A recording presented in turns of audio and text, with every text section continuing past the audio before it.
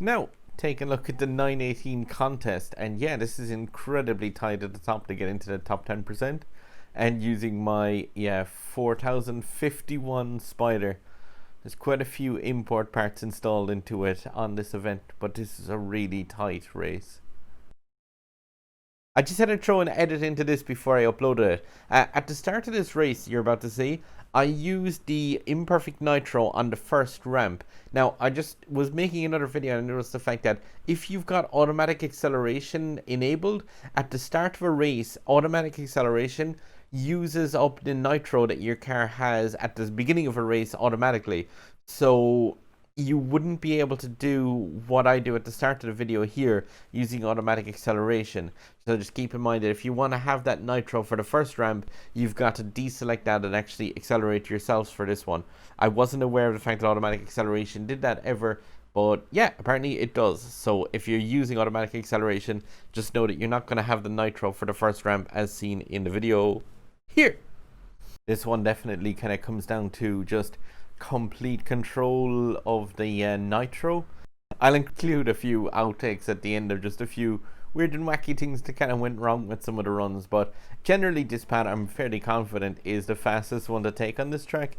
It is just down to like a crazy tightly packed top 1 and 10% at the top, but you want to hit here with an imperfect nitro at the start. And again, then with this one, if you don't get enough bouncy, if you don't get enough nitro to hit onto that second one, just make sure you take the car out of nitro for a second in between the two. Now, like, you can go through as much of these as possible that you can get away with, but if any of this is like too difficult in one single place, just drive safe around that corner and just go on to the next, because like I said, this is one where like getting the top times in this is very hard, so you want to just make sure that you can do it like as well as possible for you.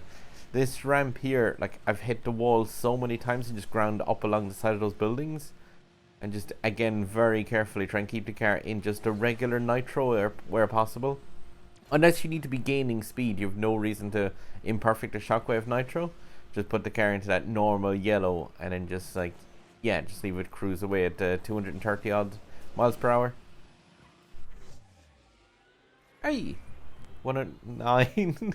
I call that 109. Just 1090 in the thumbnail of this video. But this is like an insanely tight pack at the top. I don't even know. Will that bring me up much further from where? It probably will actually. 440. Probably not going to be in the top 1%. Because the like I say, the packs are quite close to this. No, that's it's good for 2 places, but congrats to Tosperov and Havoc 0. Oh, my own teammate, like 2.002 of a second above. But that's the thing. It's like, look at those times. There's like 0.1 of a second between so many people. I think if I was to lose 100 of a second, I would gain 30 places. So it's just one of those ones where like the times are incredibly tightly packed at the top of this.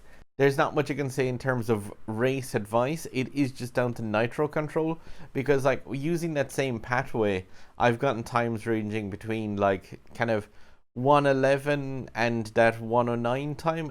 You can get access to this race in Quick Race. Just make sure if you're doing it there, just throw in the 4 AI cars as well, so that you start on the right hand side, because if you put yourself in with no AI, you'll actually start on the left hand side, and it's a completely different kind of starting race that you're looking at.